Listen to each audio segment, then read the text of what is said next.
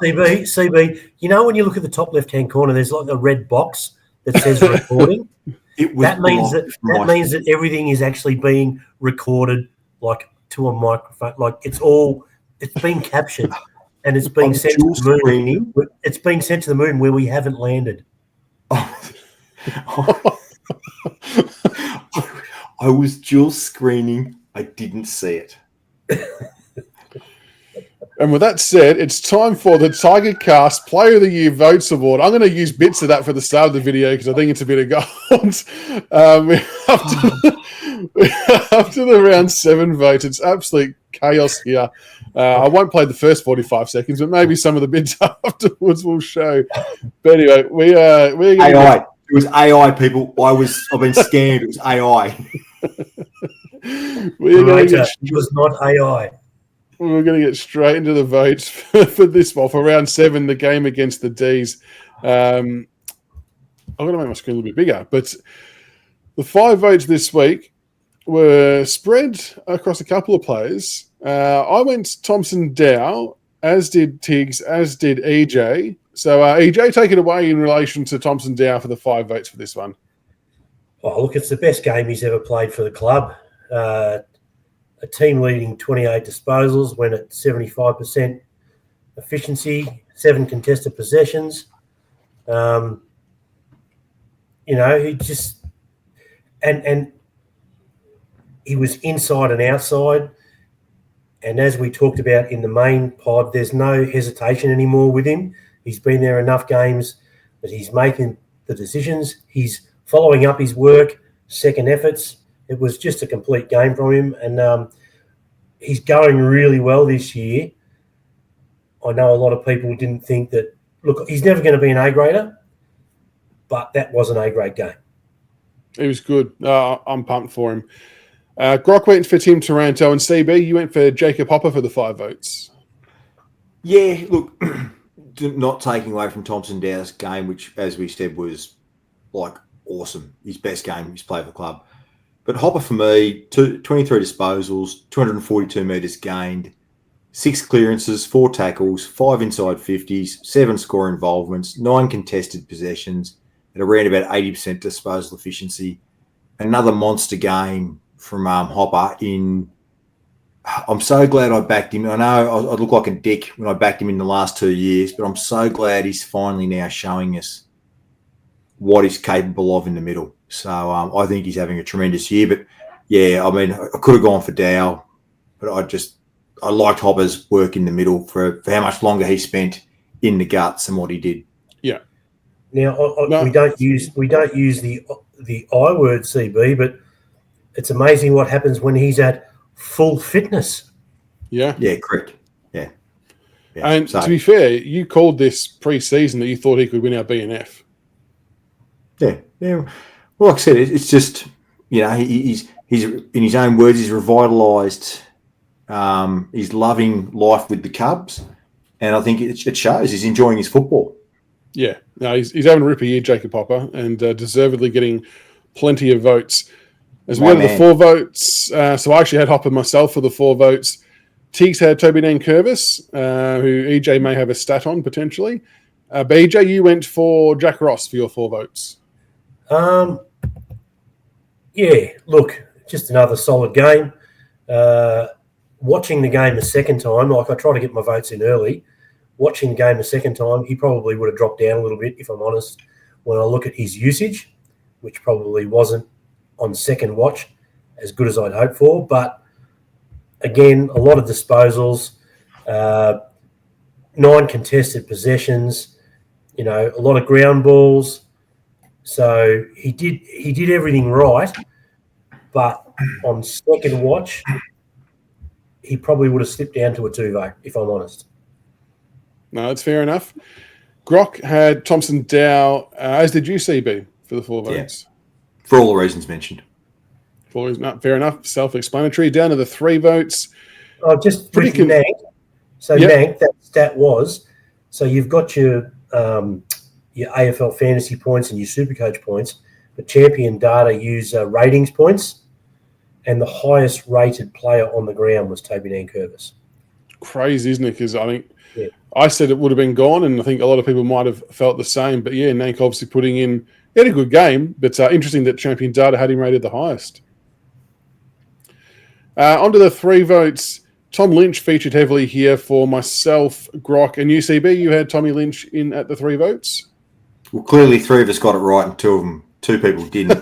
But monster game from Tom Lynch, showing what we've been missing the last 2 years, to be honest, and just people getting a reminder of how good a footballer this bloke is when he's up and about. That's it. When he's clunking grabs, kicking 3 goals, he could have had 6, would have been nice, but yeah, he was huge for us in that last quarter. Tiggs went for Tim Taranto, much for some of the reasons mentioned earlier, and we actually didn't mention reasons for Taranto, but Taranto, probably had a pretty good midfield game alongside Jacob Hopper and Thompson Dow. And EJ, you went for Hopper for the 3 votes. Yeah, for most of the reasons mentioned. As I said, now that he's fit and he's been able to maintain full fitness, and he's been able to avoid the one of the letters of the alphabet, he's had a really good, strong, consistent season. Has had Tim Taranto. In the middle, both of them, the Circle Report, both of them in the middle could have had votes on a lot of weeks. They've both been very good. They're working as a great pair. I think Hopper was probably a little bit better this week, but yeah, they've both been fantastic. No, they definitely have been. Down to the 2 votes for this game. So 2 votes, I went for Taranto. Tiggs went for Sam Banks. Grock went for Nankervis. And CB, you went for Jack Ross for your 2? Yeah, for the reasons that EJ said, and as we said in the regular program, I thought he had unfortunately his disposal, he did butcher a bit, but I thought he still had a pretty good game. He was certainly in amongst it, and the mix of him forward mid as opposed to mid forward seems to be working for him currently. And EJ, you went for Tom Lynch for your 2? Yeah, for all the reasons mentioned, he would have got 3 votes like you guys had, except for his inaccuracy. That's why he was marked down to 2 for me, and that's why I'm more correct about that. But in a real world, I probably would have moved up.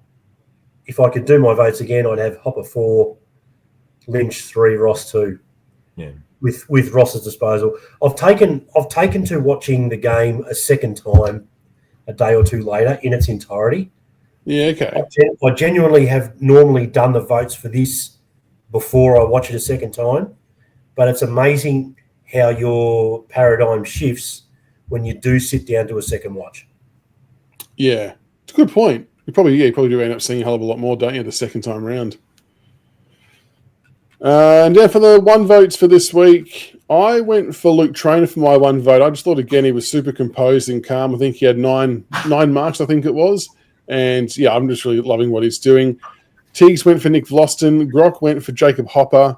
EJ, you went for Nick Vlosten for your 1 vote. Yeah, as I said in the main pod, he made a couple of really bad errors, unlike the week before, but he did. Again, he had some great intercept numbers, made a lot of good decisions. He is that real leader down back now. He had another fabulous game. He's having a fabulous season. If he manages to hold on to this form, I would really, really love to see him rewarded with a blazer at the end of the year. Oof. Long overdue. He's deserved one long before now, hasn't he? But it's just been a little bit evasive. Yep. And CB, you went for Tim Taranto for the 1 vote.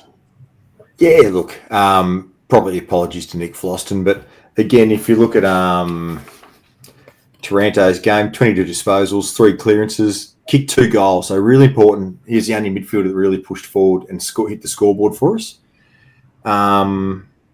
Where is he now? Yeah, 5 score involvements, 4 intercepts, and 11 contested possessions. So he really got in and got dirty and got amongst it.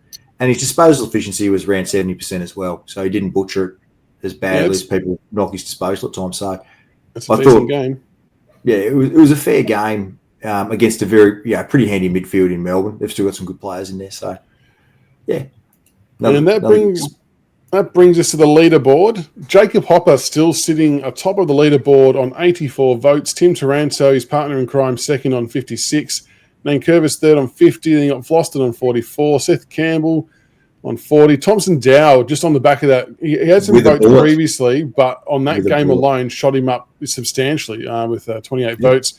Trainer, that's super impressive, isn't it, for a kid in his sixth game or whatever it is to be on 27 votes. Jack Ross, 26. Mantle, 25. McIntosh, 24. Miller, 21. Lawler, 21.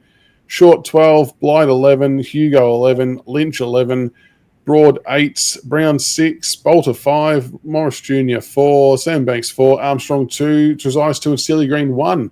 But, it's no surprise that it's our midfield brigade that are up the top there with Hopper, Taranto, and Nankervis.